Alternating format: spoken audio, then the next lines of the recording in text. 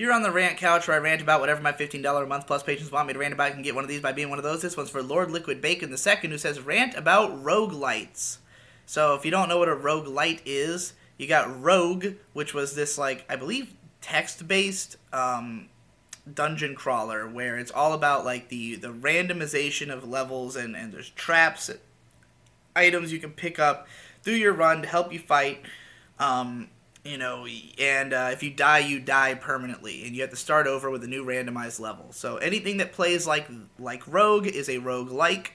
A rogue-lite is usually one that has a different gameplay style that those mechanics, like basic mechanics, are being applied to. Usually roguelites are considered, I guess, easier, but they're still hard as fuck. Personally, I am not into roguelikes at all, or roguelites.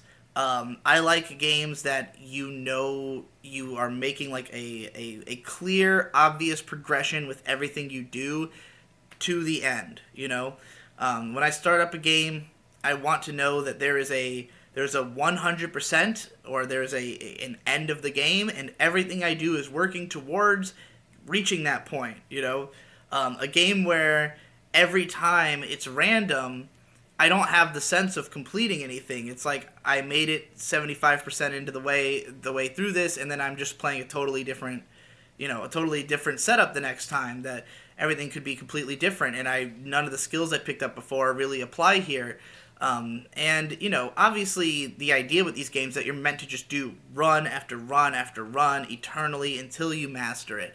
And I think you really have to be somebody who wants to like master a difficult, reflexive challenge, a difficult keeping tabs on everything through your adventure, where like every little upgrade or downgrade has massive impact on this particular run. But at the same time, it's almost like if you don't get a run where you run into some of the best weapons, like or something, you're not likely to make it. Like you can usually kiss a run goodbye from a pretty early point if you never get anything good and you find yourself in a dire situation. Not that you should ever give up, but it's just like, yeah, you know a lot of the times right away, oh, this is not going to go well, and then it doesn't. So I'd say the roguelite that I've played the most of is Downwell, if that counts, which is just a game where you fall down a well and you have gun boots, and you can bounce off of certain enemies. It's difficult in that you have to constantly be anticipating whatever is going to come into the screen. Like your character is just basically free falling, and as soon as something comes into view, you have to make a decision about it right away. So that kind of reflexiveness I don't have. I've made it to stage 2-1 a bunch of times and never made it past that, out of the 4-4 I think that exist. So yeah, I can't say that, or 4-3, I can't say that I'm any good at this type of game. I've played some Binding of Isaac, never made it very far. I've played it some Crypt of the Necrodancer, which I really like. Like, I like the mechanic, I like the gimmick of it, but I'm very bad at it. I don't think I ever made it past like 1-3 or something like that. I've played some, what's it called? Izuna, Legend of the Unemployed Ninja. I played Izuna 2. I got like a few levels in before it got, perilously hard.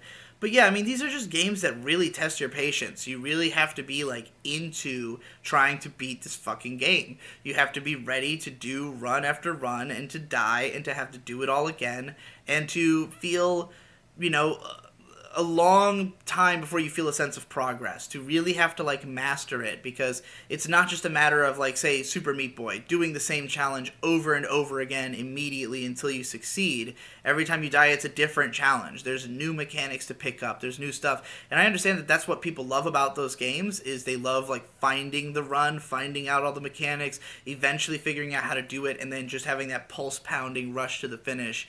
But yeah, I don't know. It doesn't appeal to me, especially because those kinds of games usually don't have like really like fun controls and mechanics. Like, you know, at least in my opinion, they're very skill based, and it's more about precision and like hand eye coordination as opposed to just the raw feeling, the raw kinesthetic pleasure, which is more what I seek from games.